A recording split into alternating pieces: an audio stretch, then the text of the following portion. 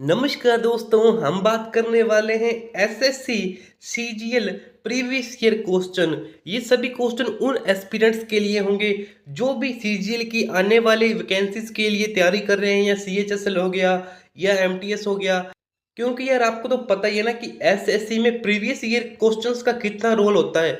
तो इसीलिए मैं आप सभी के लिए पिछले 5 साल के जितने भी प्रीवियस ईयर क्वेश्चन आए हैं जीके और जीएस की, उन सभी की एक सीरीज यहाँ से चालू करने वाला हूँ। और बस मुझे आप सभी का सपोर्ट चाहिए ताकि आपको पिछले 5 साल के जीके के लिए कहीं भागना ना पड़े, आपको एक ही चैनल पर बहुत सारा कंटेंट मिल जाए। यही मेरी कोशिश होगी, बस आप सपोर्ट करिएगा। बाकी अगर वीडियो पर पहली बार आए हो तो वीडियो को एक लाइक दबा दीजिए और जो चैनल है ना उसे सब्सक्राइब कर दीजिए यार। आपके एक सब्सक्राइब से बहुत मोटिवेशन मिलता है ताकि हम और भी ऐसा फ्री कंटेंट आपके लिए ला सकें। तो ठीक है, तो चलिए शुरू करते हैं गाइज। ये हम लेकर आए हैं 1 दिसंबर 2022 से, ठीक है। 2022, 23, 24 जितने भी जीके के क्वेश्चन आए हैं ना सभी को हम टैकल करेंगे। तो ये है 22 का, ठीक है, सबसे पहली शिफ्ट का हुआ है, ठीक है, जो 2022 में हुई थी सीजीएल की। तो हमारा पहला क्वेश्चन है कि कोयले का जलना एक उदाहरण है, तो ये किसका उदाहरण है, कौन सी अभिक्रिया का उदाहरण है? तो ये संयोजन अभिक्रिया का एक उदाहरण है, ठीक है। उसके बाद हमारा नेक्स्ट क्वेश्चन है कि किए गए कार्य की इकाई क्या होती है? तो वो होती है जूल, ठीक है। हमारा नेक्स्ट क्वेश्चन है कि गोल्जी उपकरण में परिपक्व फलक क्या होता है? तो वो होता है अवतल, ठीक है। तो ये पॉइंट आपको याद रखना है, ये क्वेश्चन बहुत बार पूछा गया है।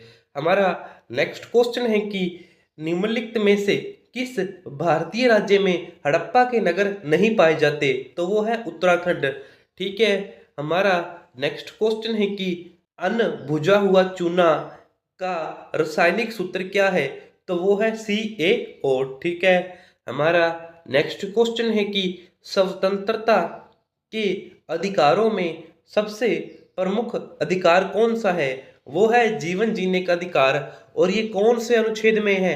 तो ये अनुच्छेद 21 में है। और इससे रिलेटेड कई बार पूछा जाता है कि सबसे जो मजबूत आर्टिकल कौन सा है, यानी कि जो सबसे मजबूत अनुच्छेद है ना जिसे साधारण बहुमत से पारित नहीं किया जा सकता, तो वो है अनुच्छेद 21, ठीक है।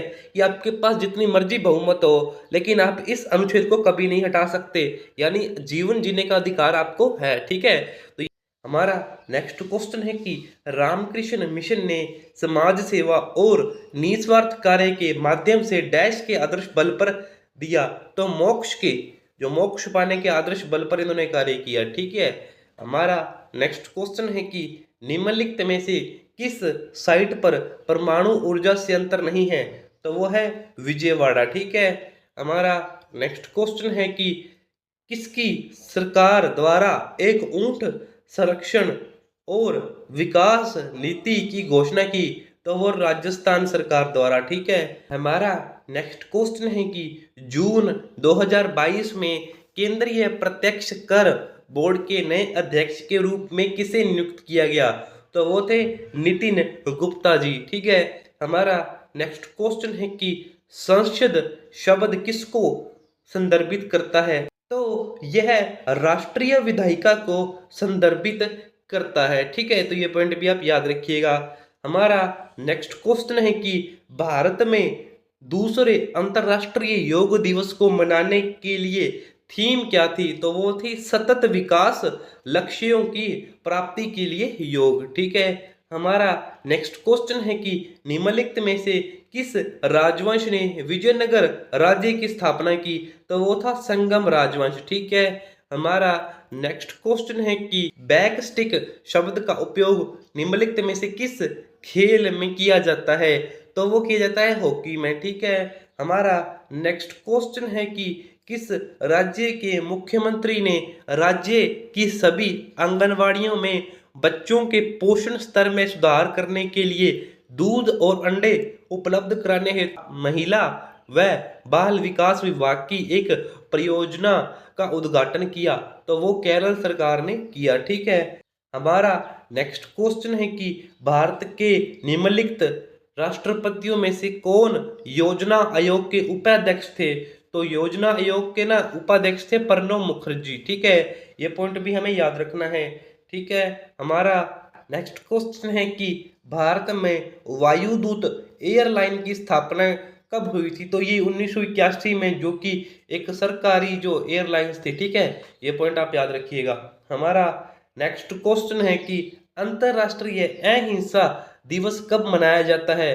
तो ये 2 अक्टूबर को मनाया जाता है। ठीक है, जब गांधी जी की जयंती होती है तब मनाया जाता है इसे। हमारा नेक्स्ट क्वेश्चन है कि राजा राम मोहन राय ने ब्रह्म सभा के नाम से एक सुधार संघ की स्थापना की, जिसे बाद में कौन सा समाज कहा गया?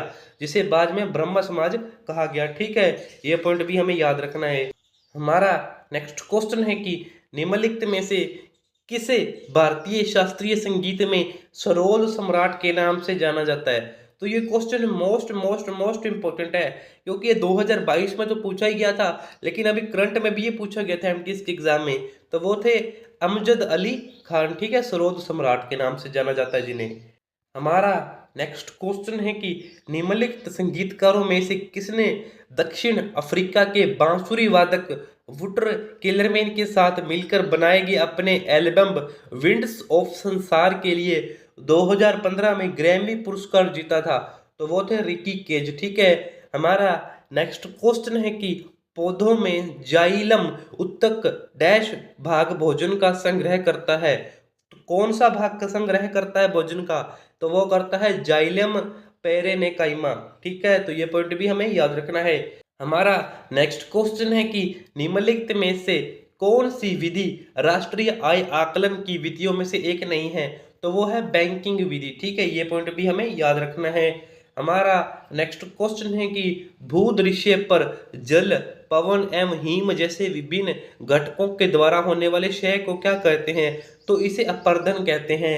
तो जैसे कि नदियां जो बहती हैं और अपने साथ कटाव में मिट्टी भी अपने साथ ले जाती है ना, तो उसे भी अपर्दन ही कहा जाता है। ठीक है, ये पॉइंट भी आप याद रखिएगा। तो यार यही थे हमारी इस सीरीज के जो पहली शिफ्ट में क्वेश्चन आए हुए थे ना। हम 2022 से स्टार्ट कर रहे हैं, 2022, 23, 24 डेली के डेली वीडियोस अपलोड होंगी। ठीक है, बस आप सभी हमें सपोर्ट कीजिएगा।